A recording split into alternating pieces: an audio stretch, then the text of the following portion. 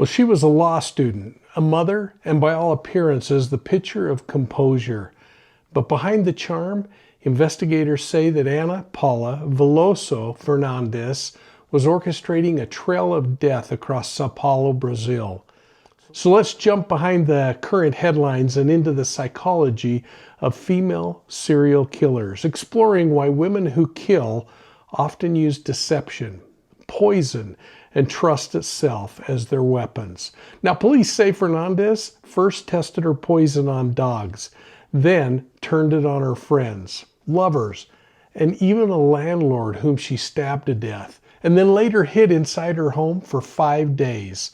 We're going to examine what drives predators like Fernandes, this need for control, the thrill of power, the power over life and death, and the psychological disassociation that allows somebody to smile while committing murder.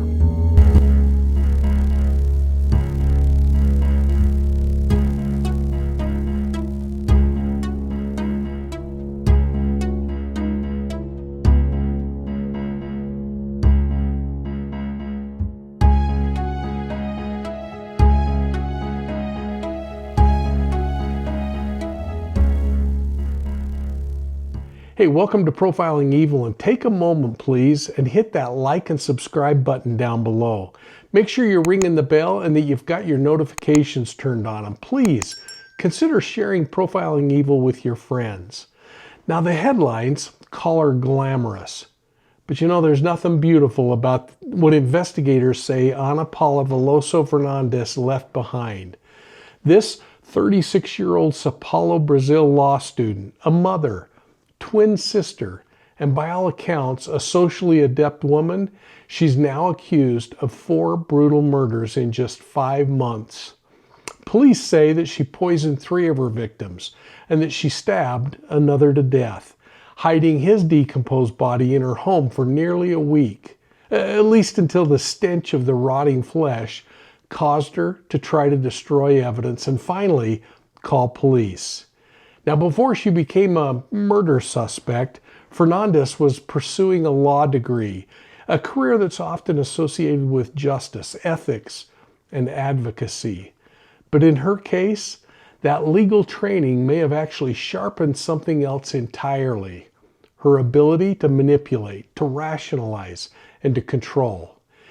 Criminal psychologists often note that some offenders are drawn to fields like law, psychology, or even law enforcement, but not out of a desire to serve justice, but from the fascination they have with power and systems of control. They want to understand how authority works, how to exploit it, and how to stay one step ahead of it.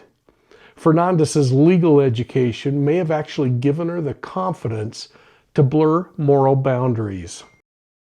The study of law demands learning how to argue any position, how to justify the indefensible, and how to frame reality in one's favor. For a psychopath or someone with a narcissistic personality, that intellectual exercise can become a psychological tool, a way to rationalize cruelty while appearing credible and composed. And as you look at the images of Fernandes, you see in many of them a beautiful woman who appears to have everything going for her. But now, if the allegations are true, we're finding a twisted, soulless predator. You know, I spoke about this case on Law and Crime Network with Sierra Gillespie, and I wanted to share a portion of that interview with you, and I hope you'll go over to their channel and watch this interview in its entirety when you finished with this episode. Let's watch this little clip. You know, our initial intent is to look at the men, because primarily men are the serial killers in these cases. But you got an Eileen Wuornos. I mean, she's clearly a serial killer. You got a Lori Daybell, clearly a serial killer who's, again, in her 40s and 50s during the times that she's committing these murders. And some would argue that she's an attractive person, very charismatic. So what it really boils down to is the fact that we have to kind of step away from the fact that somebody's beautiful or appears to be successful. Think about the murder case we talked about recently in southern Australia, and the decapitation of that fan. That case alone, you have to think about what is really the motivation behind the killings, because it's not some scorned person in this case. These are calculated murders that happened with different kinds of victims. And with serial killers, it's usually the victimology that ties the murders together. When you look at Fernandes's alleged crimes, the calculated use of poison, the manipulation of victims who obviously trusted her, and the attempt to conceal a body, you can almost see that same analytical thinking at work. This woman didn't lash out blindly. She appears to have planned, tested, and rationalized. Each act of violence appears to have been wrapped in justification, as if she were her own defense attorney arguing for an acquittal inside her head. In short, her pursuit of law may not have been about defending truth. It might have been all about mastering deception. And that matters to investigators because it reframes her as more than a thrill killer. It paints the portrait of a woman who believed she could understand, manipulate, and ultimately outsmart the criminal justice system itself. So let's catch this segment from my law and crime interview where I talk a little more about her pursuit of this law degree. So again, my mind is racing on this case just like yours is, because I look a little deeper at the things that aren't being said versus what's being said. I find it really interesting that this woman is a law student, and I wonder if going through that process of being a law student and learning to critically think, that she somehow has started to justify and twist and solve problems, and that the murders might in fact be her way of solving a problem. Like I don't know in São Paulo. I've been there. I had an office down there that I went to periodically. And in São Paulo, there are a lot of dogs wandering the streets. She may have concocted in her wacky mind that she somehow is taking care of a human health problem with the dogs being out on the we don't know what she might come back with, but I'm wondering if her legal background is going to somehow play into her defense through all of this, that she was trying to right the wrongs, that she was somehow an angel of mercy. While the other side of me says exactly what you're thinking, Sierra, and that is she's perfecting a concoction that once she feels comfortable with it, then is ready to use on human beings. But again, all of that gets kind of twisted and turned when her first human victim, from all reports, because we don't know if there are other victims out there, ends up being a stabbing, not a poison. Now, authorities are describing Fernandes as an extremely manipulative and pleasure-driven person. The police chief didn't mince any words when he said that she takes pleasure in killing. He said her motivation doesn't really matter. She wants to kill. Now, in reality, Chief, that is her motivation, the act of killing. Because in the study of homicidal behavior, method speaks volumes. Poisoning is often used by female killers, and it reflects control, patience, and a desire to dominate from a distance. It's intimate, but it's detached. You see, the killer can maintain power without the chaos of confrontation. And it may also be that this alleged killer wasn't sure she could physically control her victim to complete a homicide.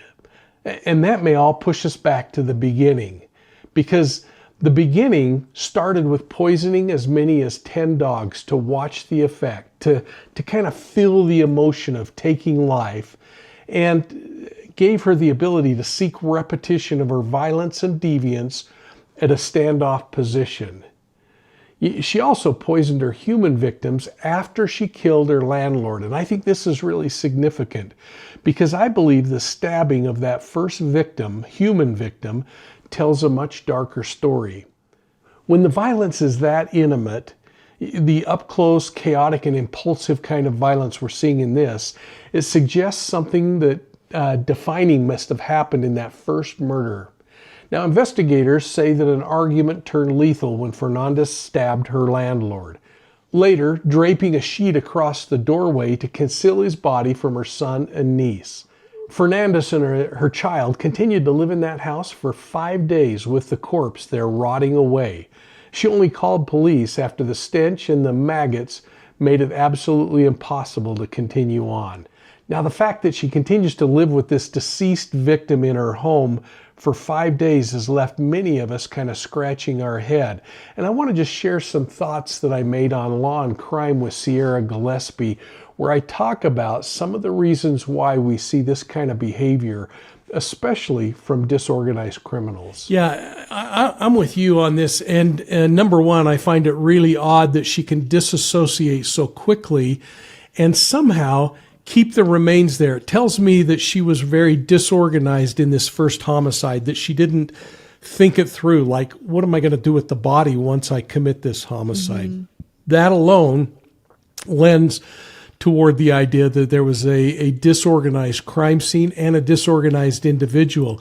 She may have put that plastic up and may have let that all happen exactly the way it did because she was going through kind of a process like we did when we were all children.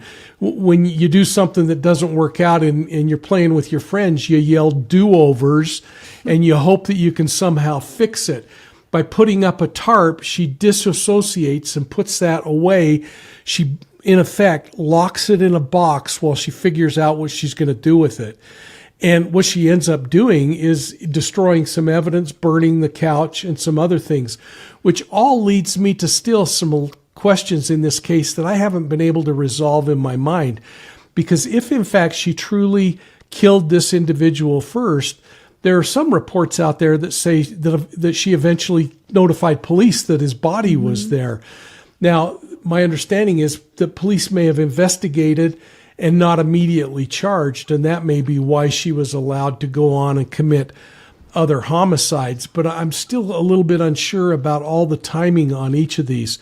But to simply answer your question, to me, it's a way to put up a door on that, put it away in a box, not have to deal with it if I don't have to look at it.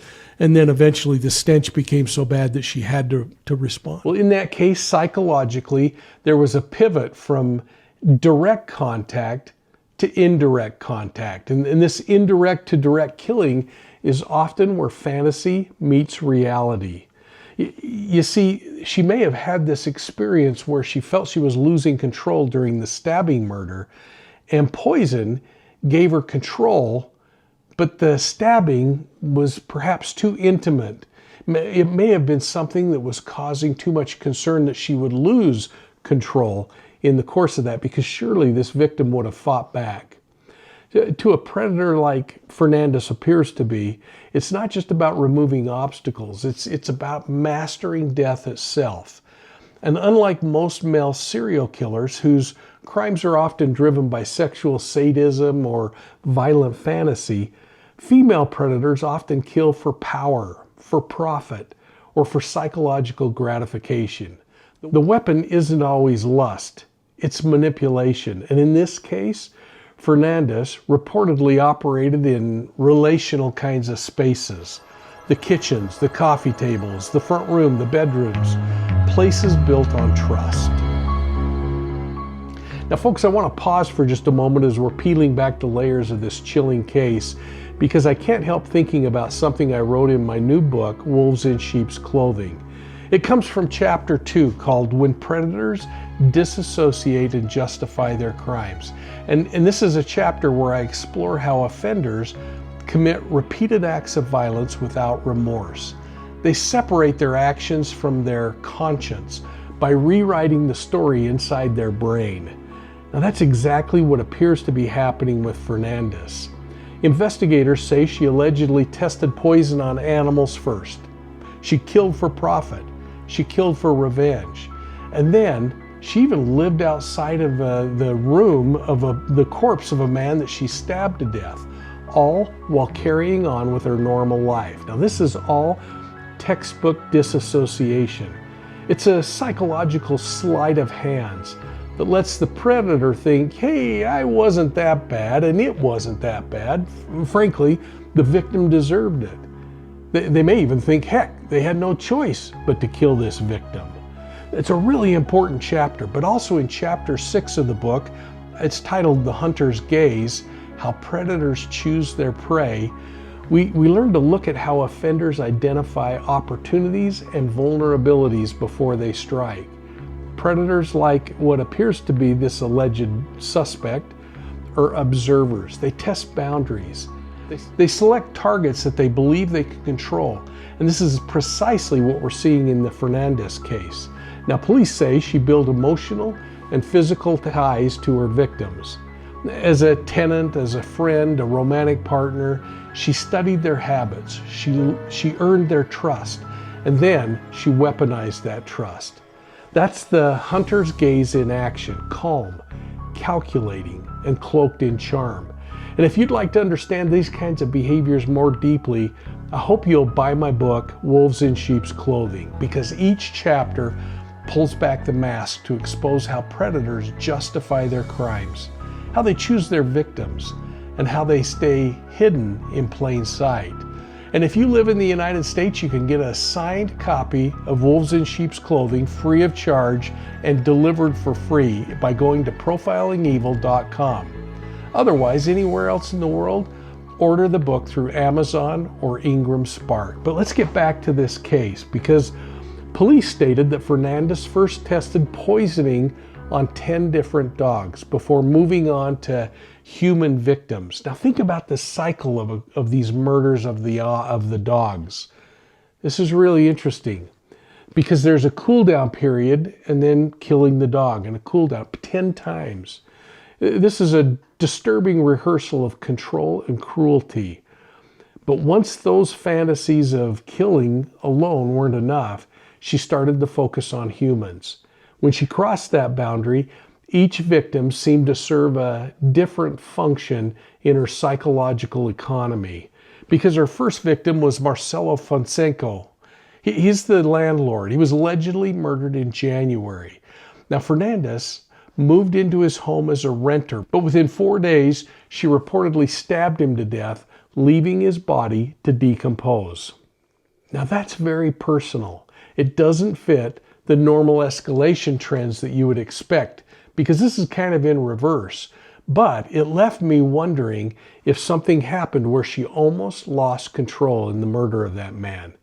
Well, shortly after, in April, a cool down of about 3 to 4 weeks, this alleged killer met her second victim, Maria Rodriguez, on a dating app. Now, Rodriguez was eventually found dead after drinking coffee in Fernandes's home. Fernandes is also accused of killing a 65-year-old man who happened to be one of her schoolmates' father. He was killed by giving him stew that was poisoned.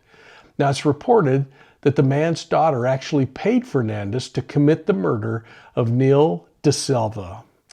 And finally, the fourth victim that we know about is a 21-year-old Tunisian man that she'd been romantically involved in, a guy named Haider Mazeres. Now, it was reported that she killed him with a poisoned milkshake.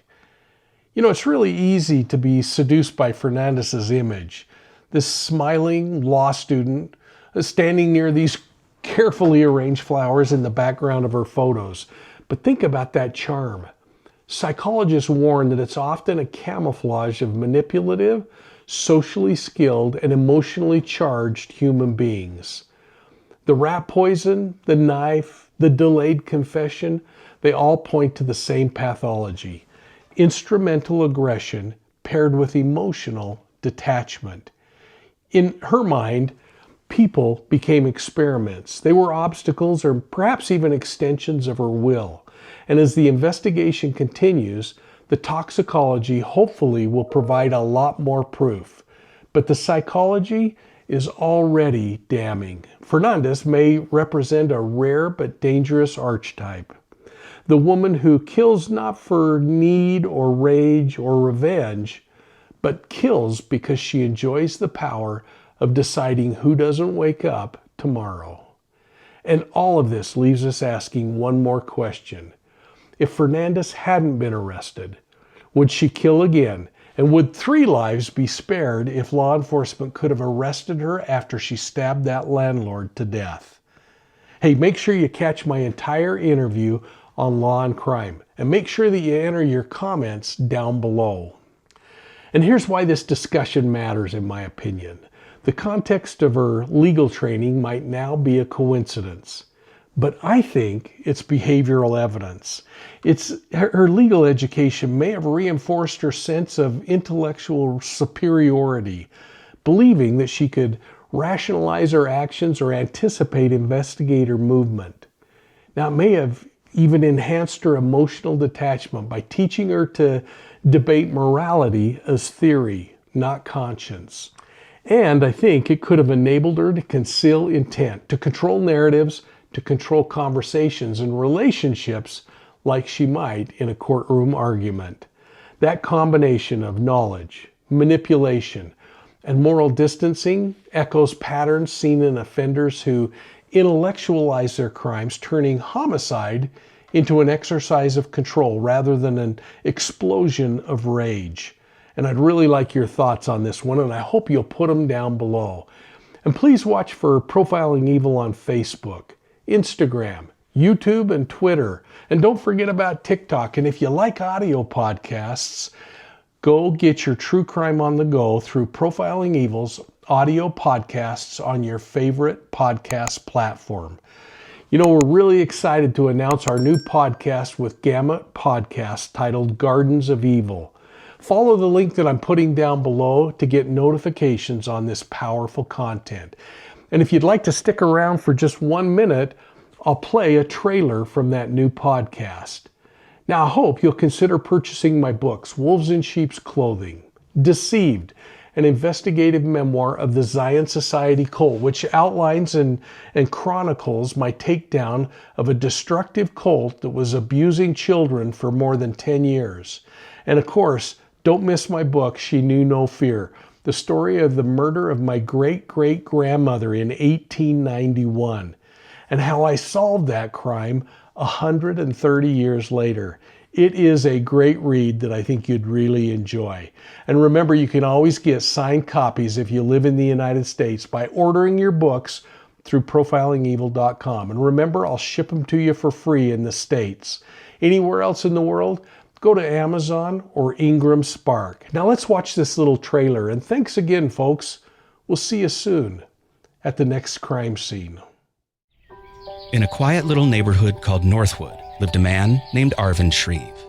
Northwood was immaculate. Such perfection that it's hard to even describe. These homes look like they had their grass clipped with scissors. And Arvin, a retired award-winning landscaper, was its caretaker.